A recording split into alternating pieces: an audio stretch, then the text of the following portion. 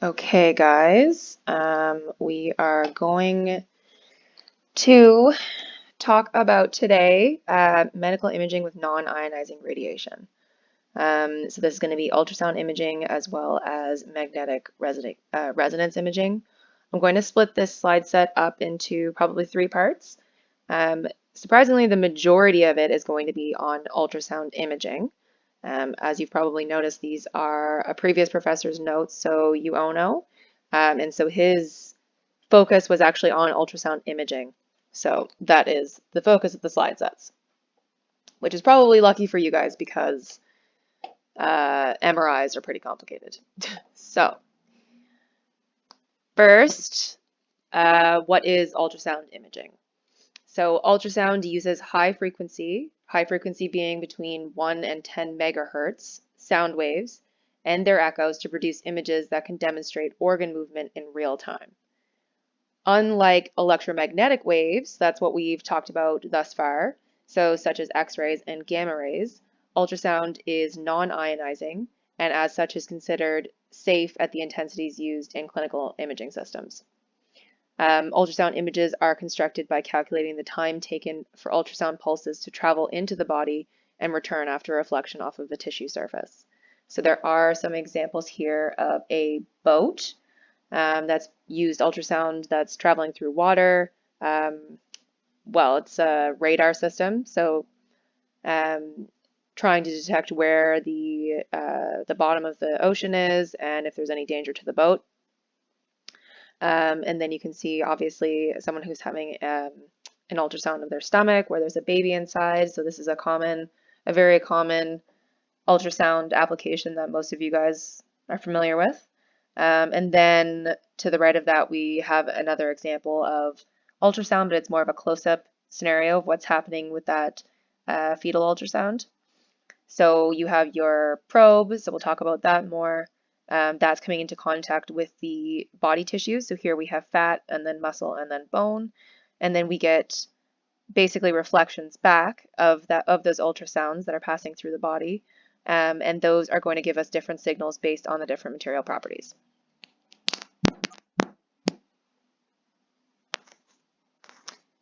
Some advantages of ultrasound imaging.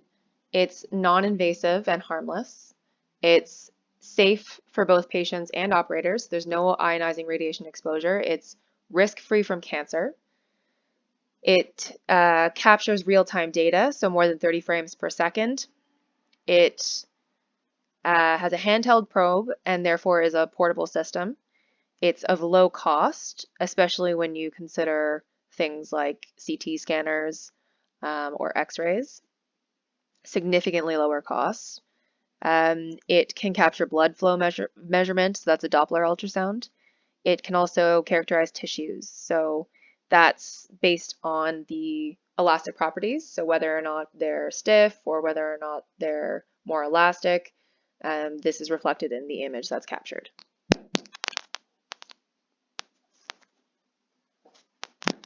This is an example here of an ultrasound image of a fetus. So here we have on, I guess, the left, the B mode ultrasound image versus the 3D ultrasound image on the right, where the B mode ultrasound image is obviously of a lesser quality than the 3D ultrasound image. And all of that noise that you can see in there is called speckle or scattering noises. And we'll get into basically why this is such a noisy image versus the 3D ultrasound image, which is not so noisy.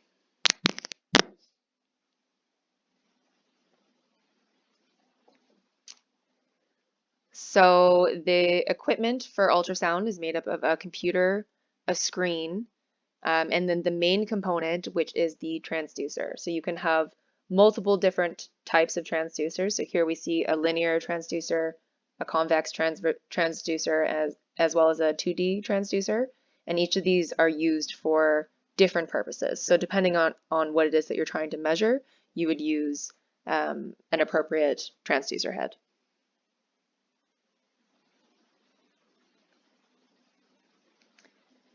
So this is where ultrasound is in the scheme of what it is that we've talked about before.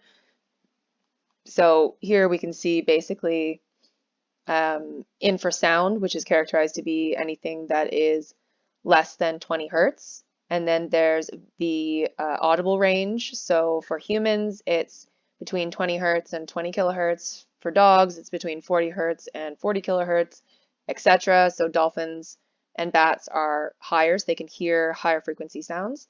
And then sort of beyond that, or I guess beyond 20 kilohertz, is considered to be ultrasound. So medical ultrasound imaging uses longitudinal waves as a wave type, and the frequency is generally within the range of 1 to 10 megahertz. So that's pretty high up in that range there.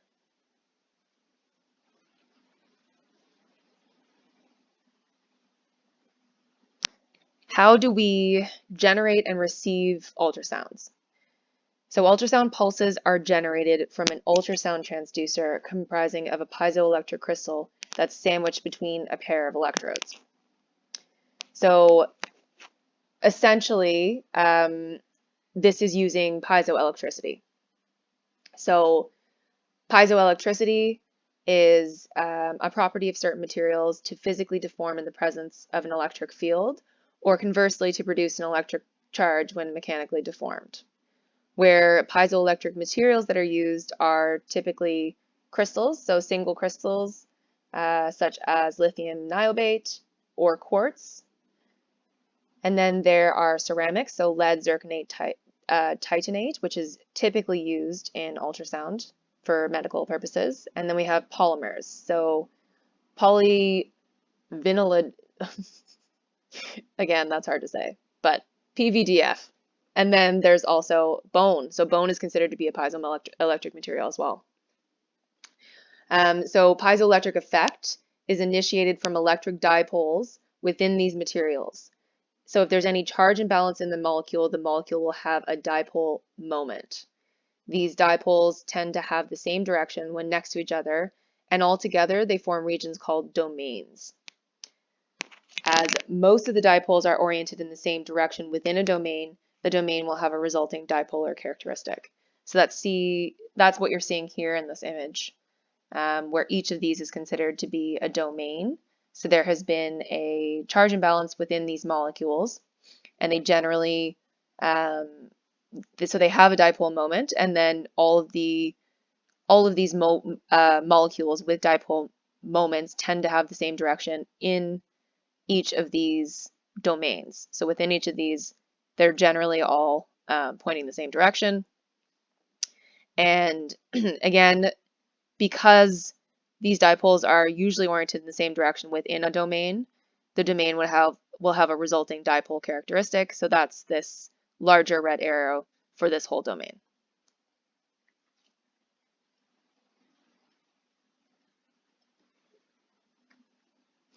So again, ultrasound pulses are generated from an ultrasound transducer comprising of a piezoelectric crystal sandwiched between a pair of electrodes. We just went over that. So here you can see the deformation of piezoelectric material due to electric field. So as mentioned when we were talking about piezoelectricity, what is that? It's one of two things. So either you can apply an electric charge to a material and it deforms the material, or conversely, you can apply a mechanical change to the material and that induces an electric charge. So here we're talking about applying a charge to a material that essentially makes this material deform. So here you can see this particular material that's in a neutral position, and then we've applied a charge to it that makes this piezoelectric material elongate. And then, so that's a form of mechanical deformation that's due to this induced charge. So then if we reverse that charge, we end up with the opposite mechanical deformations. We end up with contraction. And if we repeat that over and over and over again, we end up with our ultrasound waves. So we apply a sinusoidal charge, and that produces our ultrasound waves. So this is what happens when we're transmitting waves into the body. So we the transmitter will take electric energy and then produce ultrasounds from the electric energy.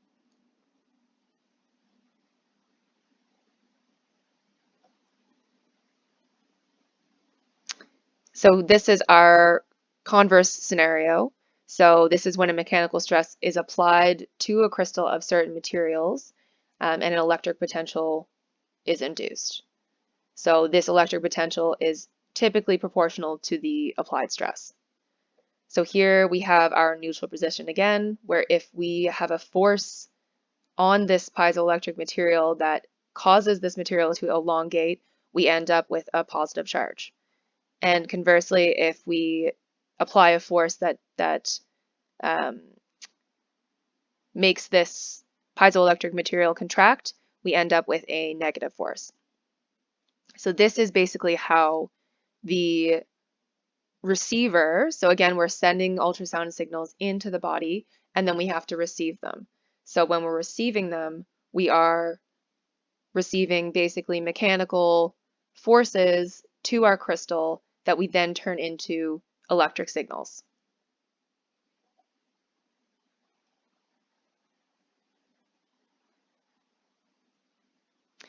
So this is our ultrasonic transducer or our ultrasonic probe. Transducers can be transmitters, so they again convert electric signals into ultrasound, or they can be receivers where they can convert ultrasound into electric signals, or they can be transceivers, so they both transmit and receive ultrasound. Ultrasound gel, so you can see that here, is a conductive medium that creates a bond between the skin and the ultrasound transducer. The ultrasound sound waves have a hard time traveling through air, so the gel prevents any extra airspace between the probe and your skin in order to create a clear image. And then if we look again at this image, we can see here we have our piezoelectric plate, and then we have this sandwich between our electrodes. We have our rear electrode, and then we have our front electrode. We have our electrical leads, and we have our backing layer as well as our matching layer.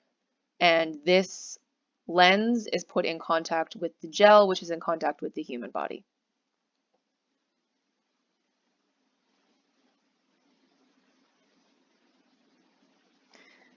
So of course, this is sort of the basis of how ultrasounds can represent different parts of the body. So soft tissues versus blood versus bone, is that each of them have different acoustic properties. So here we have blood that has a speed of sound at 1575 plus or minus 11, and that's in meters per second. And then we have an acoustic impedance and an attenuation coefficient, and all of those are specific to that type of material. So it's the same with the rest of the different types of the materials in the body. So each of them have their own specific speed of sound, acoustic impedance, and attenuation coefficient.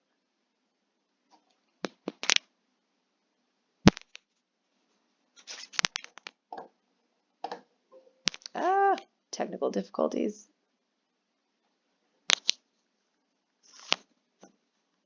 Okay, so then we have our wave equation. So in practice, hold on one second.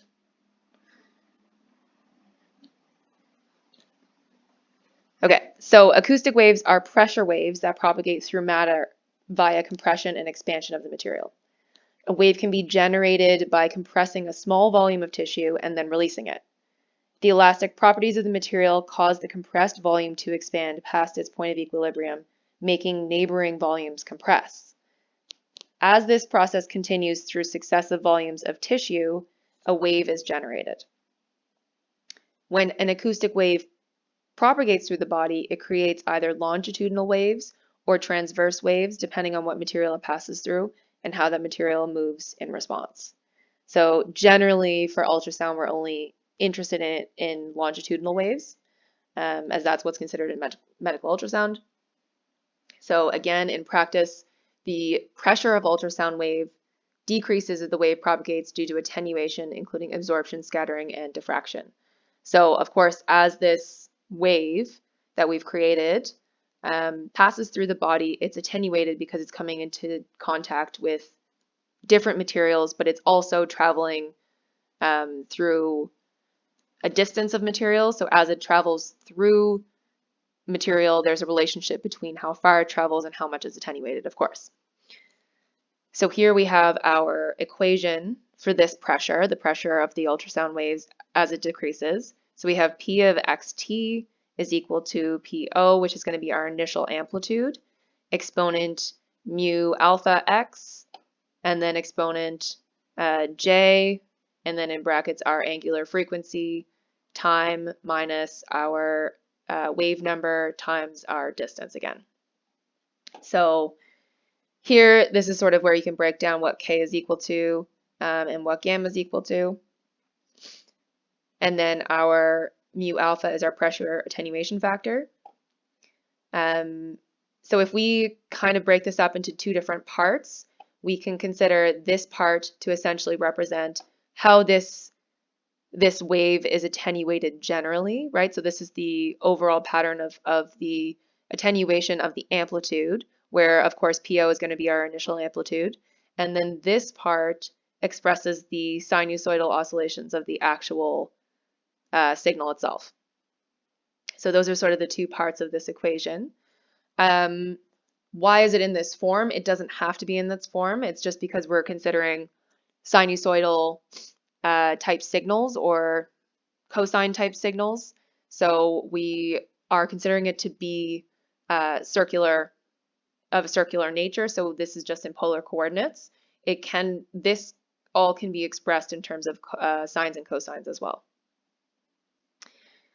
So our alpha here, so this is mu alpha, which is our pressure attenuation factor, which is in the units of nepers per centimeter. So our attenuation coefficient, which is our alpha of the mu alpha here, which is in decibels per centimeter, is often given by the following equation, where our alpha is equal to 20 log base 10 of E times our mu alpha. So we can just basically take this whole part and reduce it to a simple number. So our number times whatever our mu alpha is.